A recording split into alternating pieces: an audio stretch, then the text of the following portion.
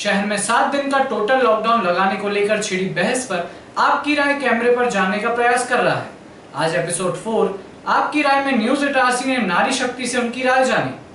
तो आप भी सुनिए टोटल लॉकडाउन पर शहर की महिला वर्ग का क्या मत है।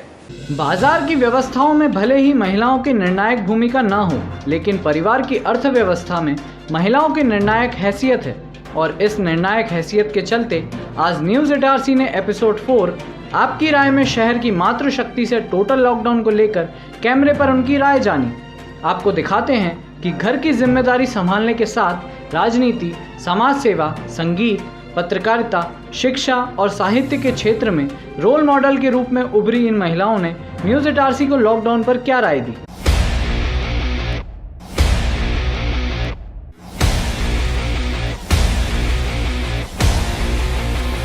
लॉकडाउन की हम बात करें तो अभी तक कोई ऐसी गाइडलाइन तो आई नहीं है केंद्र सरकार की तरफ से। कोई ऐसी गाइडलाइन कहीं पर राज्य में लॉकडाउन लगे और ना ही स्थानीय मतलब प्रदेश सरकार की कोई ऐसी गाइडलाइन है कि लॉकडाउन लगे। लेकिन यदि अगर हम बात करें इटारसी की, जैसे इटारसी की बात चल रही है कि व्यापारियों को दुकानें बंद करनी चाहिए और लॉकडाउन लगाना चाहिए 7 दिन का, तो मेरे यदि अगर मैं अपनी राय इस पर दूँ तो मुझे ऐसा लगता है कि व्यापारी इटारसी के जितने केसेस हो रहे हैं, जिस तरह से संक्रमण इटारसी में फैला है या इटारसी में आए दिन मतलब 50-60 तक कोरोना पॉजिटिव व्यक्ति आ रहे हैं, तो अगर इतना फैल रहा है इटारसी में तो लॉकडाउन होना चाहिए। लेकिन इसके लिए क्या है, प्रशासन, स्थानीय प्रशासन इन सबको बैठकर और सामाजिक संस्थाओं को और व्यापारी वर्ग को सबको एक साथ में बैठकर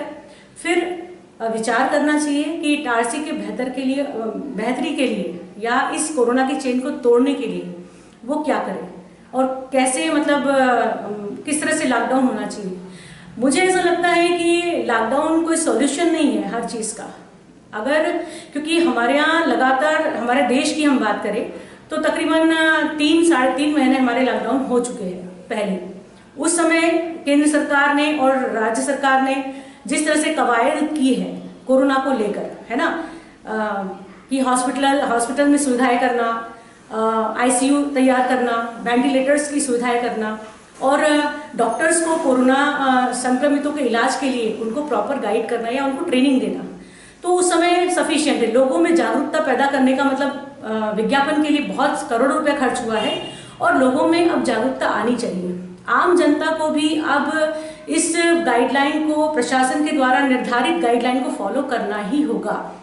क्योंकि देखिए, मुझे नहीं लगता है कि अगले साल मई-जून तक के कोई प्रॉपर इसका कोई ट्रीटमेंट आने वाला है। जितना हम अभी पढ़ रहे हैं WHO की गाइडलाइन ले लीजिए आप, या बहुत सारी कंपनियां, सीरम है, जॉनसन एंड जॉनसन है, रूस की स्पून, जो बहुत सारी कंपनियां हैं जो इस तरह से इंजेक्शन बनाने की तैयारी चल रही है उनकी, लेकिन अभी कोई ये नहीं एंथेटिक नहीं कि 100% वो कारगर हो रही है।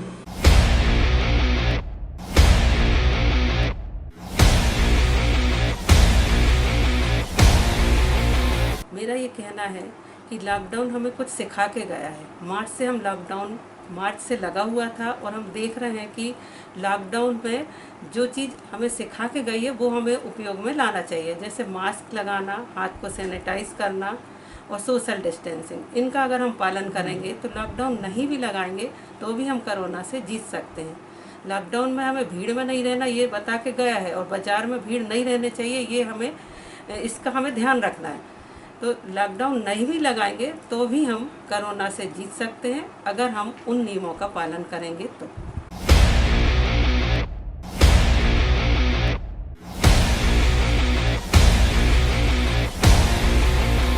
मेरे हिसाब से इस समस्या का लॉकडाउन कोई हल नहीं है, क्योंकि पहले भी हम 3 महीने लॉकडाउन लगाकर देख चुके हैं। लॉकडाउन खुलते ही आंकड़ा जिस तेज़ी से बढ़ा है, तो हमें ये बिल्कुल देख लेना चाहिए कि लॉकडाउन समस्या का बिल्कुल भी हल नहीं है। आप मास्क लगाएं, आप डिस्टेंस में रहें, सोशल डिस्टेंसिंग अपनाएं, सैनिटाइज़र करें, तो ही इस समस्या को हम रोक सकते हैं। ये वैक्सीन है और एक बार आप लॉकडाउन लगा लेंगे, अर्थव्यवस्था पूरी तरह चरमरा गई है आपकी। बार बार लॉकडाउन से छोटे व्यापारी जो हैं उनको बहुत ज़्यादा मुसीबतें हो रही हैं। इसलिए मैं तो इस पक्ष में नहीं हूँ कि वापस से शहर में लॉकडाउन लगाया जाए।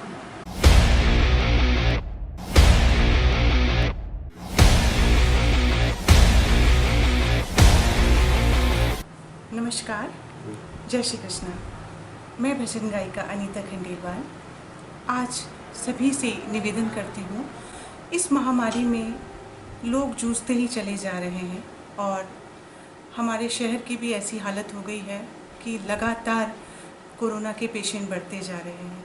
ऐसे में मैं बस यही कहना चाहूँगी कि अगर लॉकडाउन होता है तो पूरी तरह से हो और सभी इसका नियम पालन करें। ऐसा नहीं होना चाहिए कि लॉकडाउन हो गया और शहर में लोग घूम रहे हैं, एक दूसरे से मिल रहे हैं। मास्क लगाएं। अगर आप किसी फ्रेंड सर्कल में मिल भी रहे हैं तो ऐसा नहीं है कि 4 जनों ने मास्क लगाया है और एक ने मास्क नहीं लगाया हुआ है। सभी को मास्क लगाना ज़रूरी है। आप सभी इस बात का विशेष ध्यान रखें, क्योंकि जान है तो जहान है कि अगर लॉकडाउन लगाया जाए तो उसका सभी नियम पालन करें। ऐसा नहीं है कि लॉकडाउन हो और लोग सड़कों पर घूम रहे हैं। बस यही निवेदन है मेरा कि सभी से कि अगर लॉकडाउन होता है तो पूरी तरह से हो, अपनी सुरक्षा का ध्यान रखें और दूसरों का भी ध्यान रखें।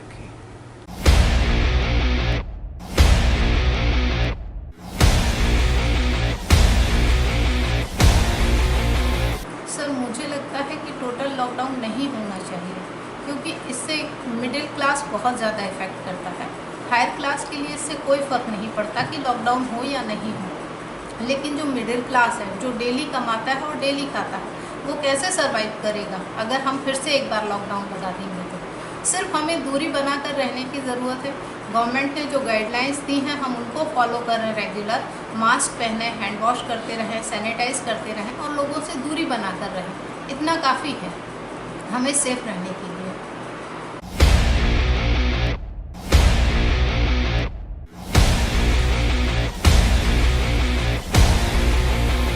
मेरी राय यह है कि लॉकडाउन लगना चाहिए। अगर लॉकडाउन लगता है तो जो कोरोना की चेन जो है ये टूट जाएगी और जो नियम है कि सोशल डिस्टेंसिंग का पालन होगा वो भी हो जाएगा। जो आदमी बिना वजह बाज़ार में घूमते हैं उससे भी थोड़ी रोक लग जाएगी और ये कोरोना को हम तभी हरा पाएंगे जब इसकी चेन को तोड़ेंगे और लॉकडाउन लगेगा। यही मेरा मत है और यही मेरा विचार है।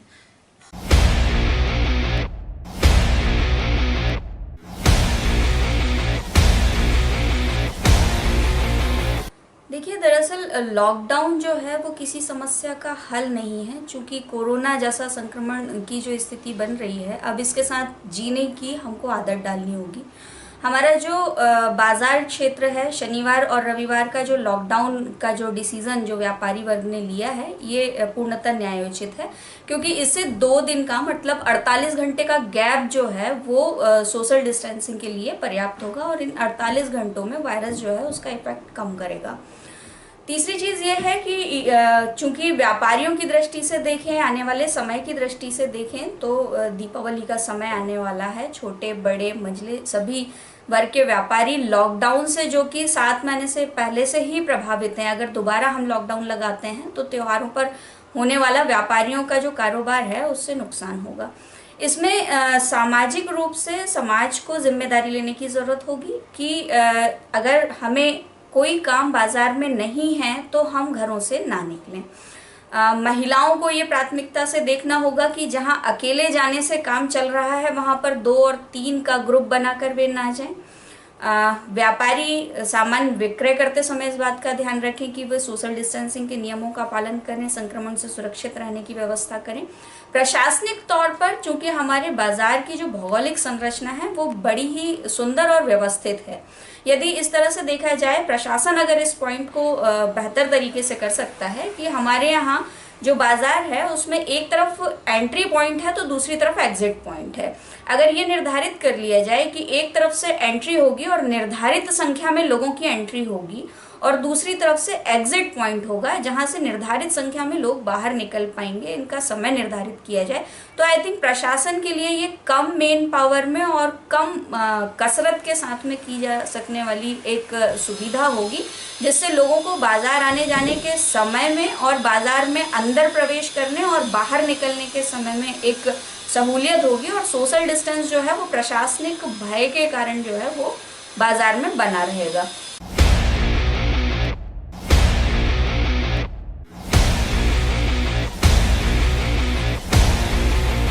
न्यूज़ इटारसी अपने दर्शकों से अपील करता है कि आइए हम मिलकर कोरोना से इटारसी को सुरक्षित बनाएं। जरूरी है जागरूकता के साथ कोविड-19 के प्रोटोकॉल को फॉलो करें। Bureau report, news Itarsi.